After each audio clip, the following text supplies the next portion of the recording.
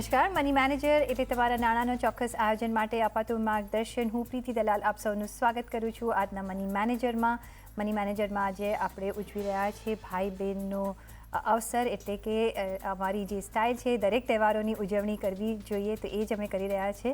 રક્ષાબંધનની ઉજવણી કરીશું તો આ તહેવારમાં ભાઈ અને બહેન એકબીજાની રક્ષાની કામના કરતા હોઈએ છીએ. તો ફિનાન્શિયલી ભાઈ બહેન કઈ રીતે એકબીજાની રક્ષા અને સુરક્ષા કરી શકે, કેવી ભેટ સોગાદ એકબીજાને આપી શકે, એ અંગે આજે આપણે વાતચીત કરીશું. અને આ ચર્ચામાં મારી સાથે જોડાઈ રહ્યા છે મની મંત્રના ફાઉન્ડર વિરલ ભટ્ટ. વિરલભાઈ, ઘણું સ્વાગત છે. અને આપણે મની મેનેજરમાં બધા જ અમે તહેવાર મનાવતા હોય છે, અને આજે હવે જ્યારે રક્ષાબંધનનું વીક ચાલી રહ્યું છે તો અમને થયું કે કેમ આપણે આ પણ ના ઉજવીએ.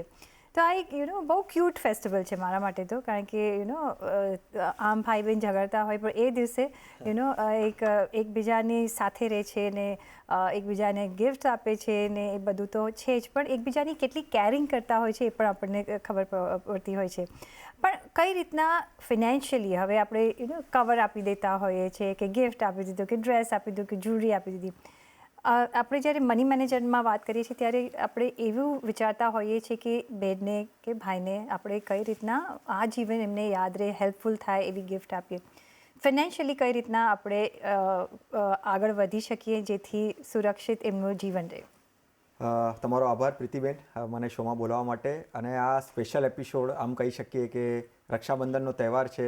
હંમેશા રક્ષાબંધનના તહેવાર વિશે આપણે ભાઈ બહેનની વાતો કરીએ, ભાઈ બહેનના સંબંધોની વાતો કરીએ, અને ખાટા મીઠા સંબંધોથી ભરેલો આ એમનું જીવન છે. અને એમાં હંમેશા એમ લાગે કે આપણે રક્ષાબંધનના દિવસે આજે રક્ષાની વાત કરીએ તો મને હંમેશા એમ લાગે કે આપણે ભાઈ બહેન બંનેની વાતો કરીએ તો બંને એકબીજાના એમનું રક્ષણ થાય જીવનમાં, એની કામનાઓ એકબીજાને આપતા હોય છે અને એવા આશીર્વાદ હંમેશા રાખતા હોય છે. પણ મને હંમેશા એમ લાગે કે જ્યારે આપણે રક્ષાની વાત કરીએ, ઇમોશનલી તો એમનું બોન્ડિંગ અને હંમેશા બેન ભાઈ માટે અને ભાઈ બહેન માટે હંમેશા ઊભો રહેલો જ છે. પણ મને એમ લાગે કે ફાઇનાન્શિયલી જ્યારે આપણે રક્ષાની વાત કરીએ તો ફાઇનાન્શિયલીની રક્ષાની વાત કરીએ ત્યારે સૌથી પહેલાં ઇન્વેસ્ટમેન્ટ્સની વાત આવે કે ભાઈ ઇમોશનલી હું હંમેશા તારી પડખે ઊભો છું કે ઊભી છું, પણ મોનિટરી ટર્મ્સમાં ફાઇનાન્શિયલી રીતે કેવી રીતે થઈ શકે. ડેફિનેટલી જેવી રીતે ઇમોશનલી હંમેશા સાથે છે એવી રીતે ફાઇનાન્શિયલી પણ સાથે જ રહેશે, પણ એને એ જે ફાઇનાન્શિયલીના પોઈન્ટ ઓફ વ્યૂથી છે કે એને આત્મનિર્ભર કરવો અને એ આત્મનિર્ભરથી રહીને કેવી રીતે બંનેનું જીવન ફાઇનાન્શિયલી સારું થઈ શકે અને બંનેના જીવનમાં ફાઇનાન્શિયલી રક્ષાઓ આવી શકે. અને એનું એક બેસ્ટ આમ કહી શકાય કે ઇન્વેસ્ટમેન્ટ્સ છે, અને ઇન્વેસ્ટમેન્ટ પ્રોપર રીતે, સ્ટ્રક્ચર્ડ રીતે અને સારી રીતે અગર કરે તો ડેફિનેટલી આવનારા જે જીવન છે એમનું, આવનારા વર્ષો છે એ બહુ સારી રીતે જઈ શકે છે. એબ્સોલ્યુટલી. અને તમે સરસ રીતે કહ્યું છે, કારણ કે બહેન ભાઈને રક્ષા બાંધતી હોય છે અને ભાઈ સુરક્ષા આપતું હોય છે, અને રક્ષાબંધનને તમે રીતે ડિફાઇન કર્યું છે. It's very well thought of. પણ જ્યારે ફિનાન્શિયલી આપણે વાત કરી રહ્યા છીએ કે કઈ રીતે એકબીજાને આપણે ગિફ્ટ આપી શકીએ, રક્ષા ને સુરક્ષાને કઈ રીતે તમે ડિફાઇન કરો છો આપણા ટર્મ્સ માટે? ડેફિનેટલી રક્ષાની જ્યારે હું વાત કરું છું ત્યારે મને રક્ષાનું એક જ વખત લાગે કે રક્ષા એ આપણે ઇન્વેસ્ટમેન્ટ્સના પોઈન્ટ ઓફ વ્યૂથી સારી રીતે કરી શકીએ. અને જે ઇન્વેસ્ટમેન્ટ પહેલાં તો એ ઇન્વેસ્ટમેન્ટનું સમજાવવાનું કે ભાઈ એનું મહત્ત્વ શું છે જીવનમાં. ભલે કોઈ પણ ઉંમરના ભાઈ કે બેન હોઈ શકે, બરાબર છે, અને એને બેમાંથી કોઈ પણ એક જણને એની અન્ડરસ્ટેન્ડિંગ હોવી અને એ અન્ડરસ્ટેન્ડિંગને પ્રોપર રીતે, સ્ટ્રક્ચર રીતે, સારી રીતે કન્વે કરવી, એના માટે મને લાગે છે કે આ રક્ષાબંધનનો દિવસ બહુ સારો દિવસ હોઈ શકે કે જ્યારે સપોઝ ભાઈ બેન પાસે જ્યારે રાખડી બંધાવે છે અને બેન જ્યારે રાખડી બાંધે છે ત્યારે અમુક આશીર્વાદો આપતી હોય છે અને અમુક વાતો કરતી હોય છે. તો જે આ રક્ષાનું જે પાર્ટ છે કે જે ઇન્વેસ્ટમેન્ટ રિલેટેડ છે, તો સૌથી પહેલાં ડેફિનેટલી સારા જીવન માટેનું, સુખો આવે જીવનમાં અને અગર દુઃખો આવ્યા તો દુઃખોને કેવી રીતે લડવાનું, એ ઇમોશનલી તો ડેફિનેટલી વાતો થતી જ હશે અને વાતો કરતા જ હશે. પણ જ્યારે ઇન્વેસ્ટમેન્ટની વાતો આવે છે ત્યારે ઇન્વેસ્ટમેન્ટને કેવી રીતે કરવું અને ઇન્વેસ્ટમેન્ટ શું કામ કરવું, શાના માટે કરવું અને એનું મહત્ત્વ, એનું ઇમ્પોર્ટન્સ લાઈફમાં કેવી રીતે આવી શકે. અને જે મેં વાત કરી કે ભાઈ આત્મનિર્ભર બનવાનું છે, તો આત્મનિર્ભર બનવા માટે અમુક સ્ટેપ્સ પણ લેવા પડશે.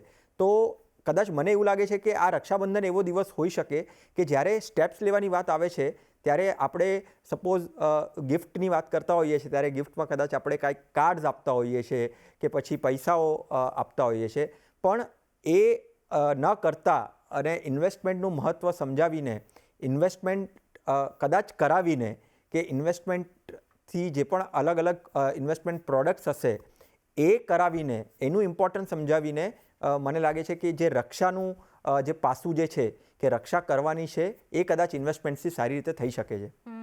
એબ્સોલ્યુટલી. તો પહેલાં આપણે રક્ષાની વાત કરીએ. કઈ રીતે રાધર રક્ષાની નહીં, હું પહેલાં સુરક્ષાની વાત કરીએ, કારણ કે આપણા થીમ પ્રમાણે એ જ જતું હોય છે કે તમે ઇન્વેસ્ટમેન્ટ બી કરો એ પહેલાં તમારી જાતને સુરક્ષિત કરી દો. અને રક્ષાબંધનનો પણ એ જ મિનિંગ છે કે રક્ષા તું મને બાંધે છે બેન તો હું તને સુરક્ષા કરીશ. કઈ રીતે સુરક્ષાનો તમે પાર્ટ સમજાવશો અને હાઉ ઇટ ઇઝ ઇમ્પોર્ટન્ટ અને કઈ રીતે આપણે કઈ રીતે ગિફ્ટ કરી શકાય એકબીજાને? સુરક્ષાની વાત કરીએ ને ત્યારે આપણને એમ લાગે કે ભાઈ મારા એટલે જ્યારે બેન ભાઈને રાખડી બાંધતી હશે ત્યારે સુરક્ષાઓની કામના કરતી હશે, બરાબર ને. અને હવે આપણે અગર ફાઇનાન્શિયલીના પોઈન્ટ ઓફ વ્યૂથી સુરક્ષાની વાત કરીએ અને રિસ્ક મેનેજમેન્ટની વાત કરીએ તો આપણે ઇન્સ્યોરન્સની વાત આવે કે ઇન્સ્યોરન્સ હંમેશા હોવું જોઈએ અને સરખું અને સારું ઇન્સ્યોરન્સ હોવું જોઈએ. અને એમાં એક પાર્ટ આવી જાય કે ભાઈ ઇન્સ્યોરન્સ અને ઇન્વેસ્ટમેન્ટને, બરાબર છે. હવે આમ તો જોવા જઈએ તો સુરક્ષામાં રક્ષાનો વડ આવી જ ગયો, પણ જ્યારે ઇન્સ્યોરન્સની વાત કરીએ છીએ ત્યારે તમારે એમાં ઇન્વેસ્ટમેન્ટ્સને જોડવાનું નથી, તમારે પ્યોર ઇન્સ્યોરન્સ રાખવાનો છે અને પ્યોર ઇન્સ્યોરન્સ લેવાનો છે કે કોઈ પણ જીવનમાં કોઈ પણ મોનિટરી ટર્મ્સમાં અગર કોઈ પણ પ્રોબ્લેમ્સ આવી ગયા તો ઇન્સ્યોરન્સ જે છે એ એના પડખે ઊભું રહેશે મોનિટરી ટર્મ્સમાં. અને સપોઝ માની લો કે કોઈ લોન લીધી હશે કે પછી આપણે હેલ્થના પોઈન્ટ ઓફ વ્યૂથી વાત કરીએ તો કદાચ હેલ્થ ઇશ્યુઝ આવી ગયા તો મેડિક્લેમ હોઈ શકે. હેલ્થ ઇન્સ્યોરન્સ આપણે એને એઝ અ ગિફ્ટ આપણે એને આપી શકીએ. એનું પ્રીમિયમ જે છે એ બેન માટે લેતો હશે ભાઈ તો ભાઈ એના પ્રીમિયમ ભરી શકે. અને અગર બેન વિચારતી હશે કે ભાઈના જીવનમાં આ જે પાર્ટ છે એ નથી પ્રોપર રીતે અને લીધું નથી તો કદાચ બેન ભાઈનું પ્રીમિયમ ભરી શકે. તો એક હેલ્થ ઇન્સ્યોરન્સથી શરૂઆત કરી શકે, બરાબર છે. કારણ કે જનરલી એવું જોવા મળ્યું છે કે અગર સપોઝ કાંઈ બીમારી આવી અને હોસ્પિટલાઇઝ થઈ ગયા અને હોસ્પિટલનો ખર્ચો અગર આપણી પાસે હેલ્થ ઇન્સ્યોરન્સ ન હોય તો એ બહુ મોટે આપણા પોકેટમાં બહુ મોટો ખાડો ઓલો આવી જાય છે. તો હવે એને પૂરો કરવો હોય તો ડેફિનેટલી હેલ્થ ઇન્સ્યોરન્સ હોવું જોઈએ. હવે સપોઝ માની લો કે કદાચ વર્કિંગ હશે, તમારી જે બેન જે છે એ વર્કિંગ હશે અને એના પર કદાચ એની ઇન્કમ ઉપર કે એના જીવનમાં કદાચ લોન આવી હશે તો એવા પાસાઓ એવા બન્યા હશે જીવનમાં જેના કારણે અગર એ ન રહે, અગર કંઈક અનફોર્ચ્યુનેટ ઇવેન્ટ થઈ ગયો અને એ ન રહ્યા તો એ જે ઇન્કમનો ને જે લોનને જે છે એ બધાનો પ્રોબ્લેમ્સ જે છે એને સોલ્વ કેવી રીતે કરવો, તો એના માટે એક લાઈફ ઇન્સ્યોરન્સ પણ બહુ જરૂરી છે. અને લાઈફ ઇન્સ્યોરન્સમાં જ્યારે આપણે વાત કરીએ લાઈફ ઇન્સ્યોરન્સની તો ટર્મ ઇન્સ્યોરન્સનું ઇમ્પોર્ટન્સ આવી જાય છે. તો મને લાગે છે કે આ હેલ્થ ઇન્સ્યોરન્સ અને લાઈફ ઇન્સ્યોરન્સ આ બે જે પાસાઓ છે ને એ તમે સુરક્ષામાં બહુ જ સારી રીતે રાખી શકો છો. અને જ્યારે આપણે રિસ્ક મેનેજમેન્ટની વાત કરીએ, સુરક્ષાની દ્રષ્ટિએ વાત કરીએ અને સુરક્ષા હોવી જોઈએ જીવનમાં મોનિટરી ટર્મ્સમાં કેવી રીતે તમે કરી શકો, તો મને લાગે છે કે આ હેલ્થ ઇન્સ્યોરન્સ અને લાઈફ ઇન્સ્યોરન્સનો બહુ મોટો પાસો છે. એબ્સોલ્યુટલી. અને અત્યારના નીડ ઓફ ધ આવર ઓલવેઝ હતી અને અત્યારના વધારે છે. અને બધાએ જ આપણે ઇન્સ્યોરન્સ લેવો જોઈએ. આપણે કહેતા આવ્યા છીએ જે રીતે આપણે પેન્ડેમિક થ્રુ પાસ થયા છે. પણ ધીસ અપ્લાઇઝ ટુ બોથ. ભાઈ પણ બેનને આપી શકે છે, બેન પણ ભાઈને આપી શકે છે. કારણ કે બેન રાખડી તો લઈને જતી જ હોય છે પણ મીઠાઈ લઈ જાય કે કંઈ સ્વીટ લઈ જાય, પણ આ સ્વીટનેસ લઈ જશો તો બંનેને હેલ્પફુલ થશે, બંને ભાઈ બહેનને. પણ અત્યારના જ્યારે તમે લાઈફ ઇન્સ્યોરન્સ ને હેલ્થ ઇન્સ્યોરન્સની વાત કરી, એક બીજો બી એમાં છે કે ક્રિટિકલ હેલ્થનો પણ હવે જો તમને કોઈ ડિઝીઝ આવે છે તો એનું પણ ઇન્સ્યોરન્સ તમે લઈ શકો છો. એ કઈ રીતના હોય છે ને આ બધામાં રાઉન્ડ અબાઉટ કેટલું પ્રીમિયમ હોતું હોય છે યરલી?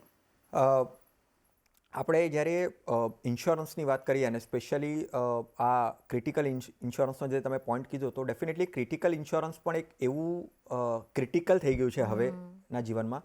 કારણ કે અગર હું સ્ત્રીઓના કેસમાં વાત કરું એટલે હવે આજના કેસમાં આપણે જ્યારે રક્ષાબંધનની ઉત્સવની વાત કરી રહ્યા છે અને ભાઈ બહેનની વાત કરી રહ્યા છે તો બહેનોના કેસમાં હંમેશા આપણે એમ કરીએ કે ભાઈ એવી બીમારીઓ એમના જીવનમાં ન આવે અને એ સુરક્ષિત રહે અને એમની જે હેલ્થ વાઇઝ છે એ કોઈ ઇશ્યુઝ ના આવે. પણ આમ જોવા જઈએ ને તો પ્રીતિબેન હેલ્થના પોઈન્ટ ઓફ વ્યૂથી પણ સ્ત્રીઓના જીવનમાં બહુ બધા અલગ અલગ ક્રિટિકલ ડિસીઝીસ થવા માંડ્યા છે. ડેફિનેટલી કોઈક હદે તો ક્યોરેબલ પણ છે પણ એ જે વર્ષો હોય છે જે પીડા હોય છે ને એ બહુ જ ભયાનક હોય છે.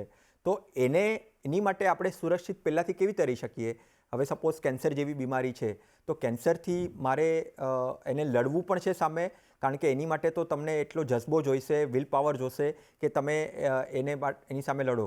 પણ મોનેટરી ટર્મ્સમાં તમારે લડવું હોય તો તમારે એની માટે ક્રિટિકલ ઇન્સ્યોરન્સ જોશે. અને ક્રિટિકલ ઇન્સ્યોરન્સ આજના ટાઈમમાં એવા હેલ્થ ઇન્સ્યોરન્સના સેગમેન્ટમાં ઘણા બધા ક્રિટિકલ ઇલનેસ પ્લાન્સ આવી ગયા છે. અને વાત અહીંયા એ પણ એક છે ઇમ્પોર્ટન્ટ કે તમે જે કોસ્ટની વાત કરી, પ્રીમિયમની વાત કરી, તો નોર્મલ હેલ્થ ઇન્સ્યોરન્સ તમે અગર લેવા જાઓ છો અને એનું જેટલું પ્રીમિયમ આવે છે એના કરતાં ઓછું પ્રીમિયમ તમારે ક્રિટિકલ ઇલનેસમાં આવે છે. એટલે માની લો કે તમને સપોઝ કારણ કે આમ જે બીમારીની વાત કરી રહ્યા છે, ક્રિટિકલ ઇન્સ્યોરન્સની વાત કરી રહ્યા છે, તો એમાં એટલીસ્ટ આપણે 25 લાખથી શરૂઆત કરવી જોઈએ. 25 લાખનું, 50 લાખનું, 1 કરોડ સુધીનું પ્રીમિયમ, 1 કરોડ સુધીનું પણ સમ એશ્યોર્ડ તમે ક્રિટિકલ ઇન્સ્યોરન્સમાં લઈ શકો. અને ક્રિટિકલ ઇન્સ્યોરન્સમાં, હેલ્થ ઇન્સ્યોરન્સમાં જ્યારે તમે ક્રિટિકલ ઇલનેસ પ્લાન લેવા જાઓ છો તો એમાં બીમારીઓ પણ જે છે, ક્રિટિકલ ઇલનેસ બીમારીઓ છે, એ કમસે કમ 30-40 જેટલી બીમારીઓ કવર થાય છે. અને એનું પ્રીમિયમ જે આજના સમયમાં અગર 25 લાખનું હું વિચારું છું લેવાનું તો એનું પ્રીમિયમ 6 થી 7 હજારથી વધારે નહીં આવે. અને 50 લાખનું વિચારું છું તો 10 હજારની આસપાસ હું ક્રિટિકલ ઇલનેસ પ્લાન મારા હેલ્થ ઇન્સ્યોરન્સ અંડર લઈ શકું છું. અને સિમિલર વેમાં હું અગર વિચારું છું કે મારે ટર્મ ઇન્સ્યોરન્સ છે, વર્કિંગ હશે તમારી બેન, બરાબર છે, તો વર્કિંગ હશે તો ડેફિનેટલી ટર્મ ઇન્સ્યોરન્સ જ્યારે લઈએ છીએ તો એમાં રાઇડર તરીકે પણ તમે ક્રિટિકલ ઇલનેસ રાઇડર લઈ શકો. બંનેમાં ફરક એટલો જ છે. હેલ્થ ઇન્સ્યોરન્સમાં તમે જ્યારે stand alone critical illness plan લેવા જાઓ છો કે પછી ટર્મ ઇન્સ્યોરન્સમાં ક્રિટિકલ ઇલનેસ રાઇડર લેવા જાઓ છો, હેલ્થ ઇન્સ્યોરન્સમાં તમને જેટલો ખર્ચો થયો છે એ જ ખર્ચો તમને મળશે. અને જ્યારે લાઈફ ઇન્સ્યોરન્સમાં ક્રિટિકલ ઇલનેસ રાઇડર રહો છો તો જેવું તમારી કોઈ ક્રિટિકલ ઇલનેસ ડાયગ્નોસિસ થાય છે તો જેટલાનું તમે રાઇડર લીધેલું છે સમ એશ્યોર્ડનું, એ પૂરેપૂરું સમ એશ્યોર્ડ તમને ડાયગ્નોસિસ પર જ તમને મળી જાય છે. એટલે કહેવાની વાત અહીંયા એ છે કે ખર્ચો વારંવાર થવાનો છે, બરાબર છે, તો વારંવાર ખર્ચો ન આપે એના કરતાં એક સાથે જ પહેલા ટાઈમમાં ડાયગ્નોસિસમાં જ તમને એ સમ એશ્યોર્ડ આપી દે છે. તો ક્રિટિકલના પોઈન્ટ ઓફ વ્યૂથી તમને જેટલી સારી રીતે તમે સુરક્ષા તમે લઈ શકો, આપી શકો, એ પ્રમાણે તમે આ ક્રિટિકલ ઇલનેસ પ્લાન તમારા health insurance under or life insurance under as a rider તમે લઈ શકો છો. ઓકે, તો અમે એવું વિશ નથી કરતા કે કોઈ બીમાર પડે છે તો આ તમે એક ગિફ્ટ આપી શકો છો. આજે આપણે એક તહેવાર મનાવી રહ્યા છીએ એટલે એવું નહીં લાગવું જોઈએ કે આપણે શું વાત કરી રહ્યા છીએ, પણ આ હવે ફેક્ટ છે, લાઈફની ફેક્ટ છે ને એનાથી પણ આપણે સુરક્ષિત રહેવાનું છે અને સુરક્ષા આપણી રાખવાની છે જેથી મોનિટરલી ત્યારે આપણને ચિંતા ન થાય. પણ આજે તમે બધા ઇન્સ્યોરન્સ પ્લાન કીધા એ હવે પબ્લિક સેક્ટર બી હોય છે અને પ્રાઇવેટ બેંક્સ તરફથી બી મળે છે. કોઈ એક બે એવા એવન્યુઝ તમે આપવા માંગશો કે જે અત્યારની ડેટમાં રિઝનેબલ છે? જ્યારે પણ આપણે હેલ્થ ઇન્સ્યોરન્સની વાત કરીએ ને, અને હેલ્થ ઇન્સ્યોરન્સ હોય કે લાઈફ ઇન્સ્યોરન્સ હોય, હેલ્થ ઇન્સ્યોરન્સમાં સ્પેસિફિકલી મને એમ લાગે છે કે આજના ટાઈમમાં જે પ્રાઇવેટ કંપનીઝના પ્રોડક્ટ્સ જે છે ને એ બહુ જ એડવાન્સ આવ્યા છે, ફીચર્સ વાઇઝ બહુ એડવાન્સ આવ્યા છે, કવરેજ પોઈન્ટ ઓફ વ્યૂથી પણ. હવે કદાચ એવું બની શકે કે આ એપિસોડ કોઈ જોતા હશે અને એમ વિચારશે કે ભાઈ મને તો અત્યારથી આ બીમારી છે તો હું એને કેવી રીતે કવર કરું.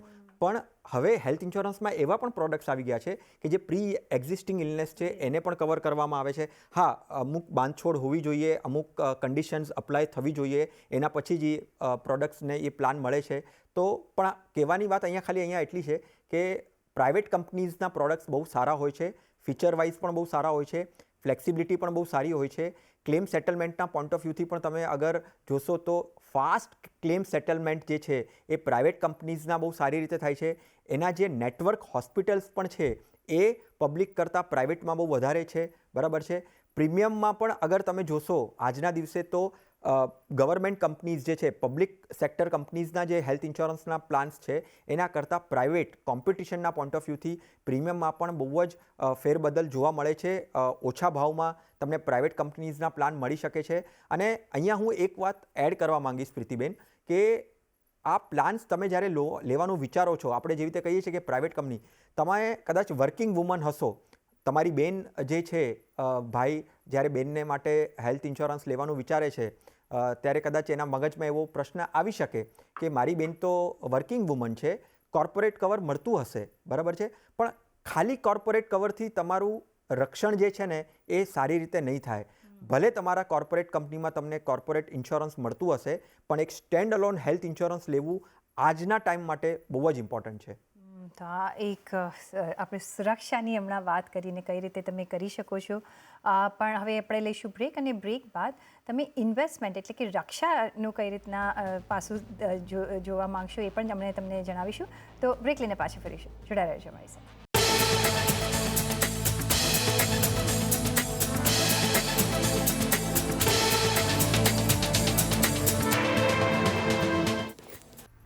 બ્રેક પછી આપનું સ્વાગત છે. ને રક્ષાબંધન ઉજવી રહ્યા છે આજે આપણે મની મેનેજરમાં. અને વિરલભાઈ, સુરક્ષાની તો આપણે વાત કરી, પણ હવે રક્ષા એટલે કે financial investment point of view તમે કઈ રીતના એવી ગિફ્ટ્સ કરી શકો કે સૂચવી શકો જેથી બેનનું આખું ફાઇનાન્શિયલી જે એમની સુરક્ષા જોઈતી હોય, સ્ટેબિલિટી જોઈતી હોય, આપણે આપી શકીએ. રક્ષાની વાત કરીએ ત્યારે આપણે એમ કહી શકાય કે હું ભાઈ અને બેન, એટલે ભાઈના કોન્ટેક્સ્ટમાં હંમેશા એમ કહું કે ભાઈ એના બેનના જીવન વિશે ઘણું બધું વિચારતો હશે, ભલે એનાથી બેન નાની હશે કે મોટી હશે, બરાબર છે. અને કારણ કે ભાઈની રિસ્પોન્સિબિલિટી આવી જ જાય, ડેફિનેટલી પિતા હંમેશા સાથે હશે જ, માતા અને પિતા, પણ ભાઈ એક અલગ દ્રષ્ટિએ એની જે રિસ્પોન્સિબિલિટી છે એના બેન તરફથી જોતો હશે. અને એમાં આ જે રક્ષાનો જે પોઈન્ટ છે ને એ બહુ જ ઇમ્પોર્ટન્ટ પોઈન્ટ છે કે ઇન્વેસ્ટમેન્ટ્સ એવી રીતે એ આદત જે છે એ એમના જીવનમાં કે એની જે સમજણ છે, હવે કદાચ બેન નાની હશે, સ્કૂલમાં હશે કે કોલેજમાં હશે, બરાબર છે, તો ત્યારે તો કદાચ ઇન્વેસ્ટમેન્ટ્સ એ પોતાના ઓલાથી પોકેટથી નહીં કરી શકતી હોય, પણ એટલીસ્ટ એને સમજાવી શકે, એજ્યુકેટ કરી શકે કે ભાઈ જીવનમાં ઇન્વેસ્ટમેન્ટ્સનું મહત્ત્વ શું છે અને કયા ઇન્વેસ્ટમેન્ટ્સ જે ભાઈ બેન માટે કરી શકે. તો મને લાગે છે કે પહેલાં તો સૌથી પહેલાં એક એફડી, જે ફિમેલના પોઈન્ટ ઓફ વ્યૂથી આજકાલ ઘણી બધી બેન્કો female oriented fix deposits, woman oriented fix deposits કરી જ શકે છે. એમાં કોઈ એટલું માર્કેટનું રિસ્ક હોતું નથી, ફિક્સ્ડ રિટર્ન્સ હોય છે. તો એક ડેફિનેટલી એક ટાર્ગેટ લઈને ચાલી શકે છે કે ભાઈ જે 6, 7, 8% આસપાસ મને અગર આ ફિક્સ ડિપોઝિટ્સ આપે છે તો કેટલા પૈસા હું રોકી શકું. હવે ભાઈના દ્રષ્ટિથી અગર વિચારીએ તો એજ્યુકેશન એક પહેલું પાસું, બીજું એના મેરેજનું પાસું. આ બે જે પાસાઓ છે ને એ ફાઇનાન્શિયલી બહુ જ રહેલા છે અને હંમેશા વિચારતા રહેલા છે. તો એના માટે ડેફિનેટલી આપણે ફિક્સ ડિપોઝિટ્સની વાત કરી, સાથે આપણે મ્યુચ્યુઅલ ફંડની પણ વાત કરી શકીએ કે મ્યુચ્યુઅલ ફંડ, એસઆઈપી જે છે, ધીરે ધીરે સિસ્ટમેટિકલી એસઆઈપીથી પણ આપણે એક વેલ્થ બિલ્ડ કરી શકીએ. એના એજ્યુકેશનના પોઈન્ટ ઓફ વ્યૂથી, એના મેરેજના પોઈન્ટ ઓફ વ્યૂથી પણ કરી શકીએ છીએ. અને સાથે અગર આપણે વુમનના પોઈન્ટ ઓફ વ્યૂથી વાત કરીએ અને બેનના પોઈન્ટ ઓફ વ્યૂથી વાત કરીએ તો હંમેશા ગોલ્ડનું એક અલગ સ્થાન રહેલું છે. હંમેશા ફિમેલને ગોલ્ડ પ્રત્યે, એના ઇન્વેસ્ટમેન્ટ પ્રત્યે હંમેશા એક અલગથી જ એક સોચ ધરાવતા રહ્યા છે. તો ડેફિનેટલી ગોલ્ડ પણ કરી શકીએ. ગોલ્ડ ETF છે, ગોલ્ડ મ્યુચ્યુઅલ ફંડ્સ છે, કે પછી સોવેરિયન ગોલ્ડ બોન્ડ ફંડ છે, એવા ઇન્વેસ્ટમેન્ટ ઓપ્શન પણ વિચારી શકીએ કે જ્યાં એમને રિટર્ન્સ વાઇઝ એક સારી એવી stability over the longer run અને પીરિયડ મળી શકે. અને એક ભાઈ અગર બેનના પોઈન્ટ ઓફ વ્યૂથી ઇન્વેસ્ટમેન્ટના પોઈન્ટ ઓફ વ્યૂથી વિચારતો હોય તો એક સુકન્યા સમૃદ્ધિ કરીને પણ એક ઇન્વેસ્ટમેન્ટ પ્રોડક્ટ છે જે ડેડિકેટેડલી ફિમેલના પોઈન્ટ ઓફ વ્યૂથી ઇન્વેસ્ટમેન્ટ ગવર્મેન્ટે સ્ટાર્ટ કરેલું છે. એ પણ એ વિચારી શકે. એમાં પણ એક ફિક્સ્ડ રિટર્ન અને ફિક્સ્ડ ટાઈમ પીરિયડ ના પોઈન્ટ ઓફ વ્યૂથી એમાં કરી શકે. હાલાકી જ્યારે પણ આપણે ઇન્વેસ્ટમેન્ટની વાત કરીએ છીએ તો એમાં બીજા પાસાઓ પણ છે, એ પણ વિચારવા જોઈએ. એ આજે આ ચર્ચાનો વિષય નથી, પણ એનું ટેક્સેશન શું છે, રિટર્ન શું છે, ક્યાં સુધી લોકઇન થાય, એ બધું સમજીને અને વિચારીને આ જે અલગ અલગ પાસાઓ જે છે એમાં ડેફિનેટલી ભાઈ રક્ષાના પોઈન્ટ ઓફ વ્યૂથી બેન વિશે વિચારી શકે. એબ્સોલ્યુટલી. તો તમે ગિફ્ટ કરી શકો છો અને લાઈફ પરની તમે સુરક્ષા આપી શકો છો. પણ મ્યુચ્યુઅલ ફંડ માટે હું એક વધારે તમને સવાલ પૂછવા માંગીશ, કારણ કે મ્યુચ્યુઅલ ફંડમાં આપણે જોઈ રહ્યા છીએ કે એવા ઇન્વેસ્ટમેન્ટ્સ આપણે કરી શકીએ છીએ જે લાઈફ લોંગ ચાલી શકે છે, અને એસઆઈપી દ્વારા તમે કરી શકો છો, લમસમ કરી શકો છો, અને ઓલવેઝ આ ઇન્ફ્લેશન બીટિંગ તમારું એક ઇન્વેસ્ટમેન્ટ થઈ જતું હોય છે અને ઓલવેઝ ગ્રો કરતું હોય છે. તમારે જો મ્યુચ્યુઅલ ફંડ જો ગિફ્ટ કરવું હોય તો તમે કઈ રીતે કરી શકો? મ્યુચ્યુઅલ ફંડમાં એ જ છે.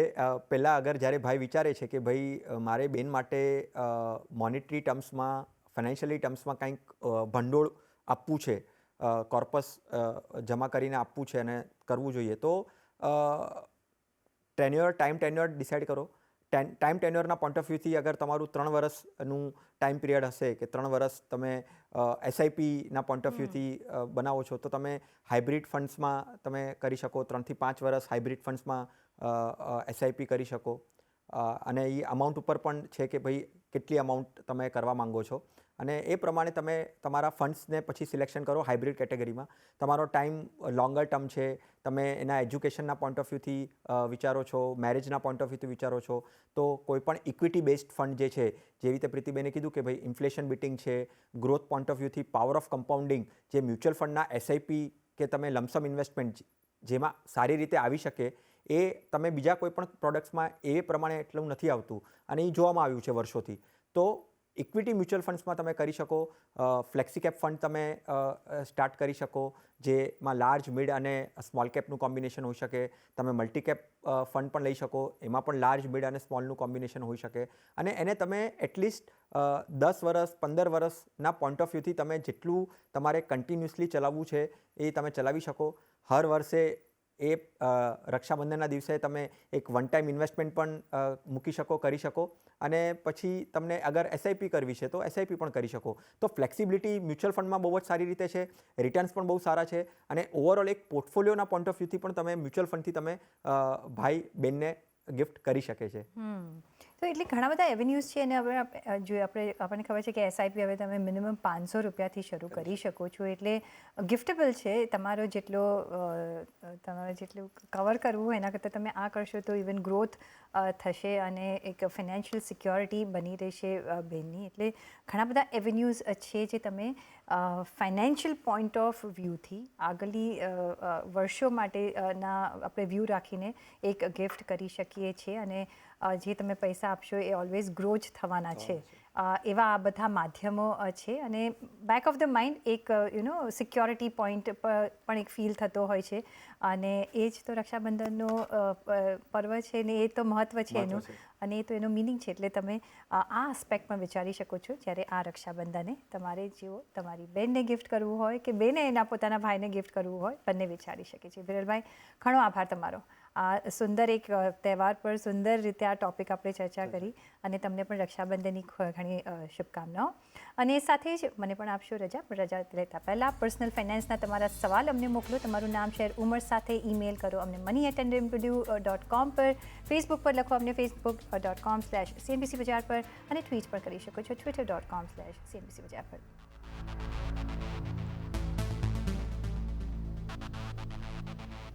સાથે જ મને પણ આપશો રજા, પણ જોડાયેલા રહેજો CNBC બજાર સાથે. નમસ્કાર.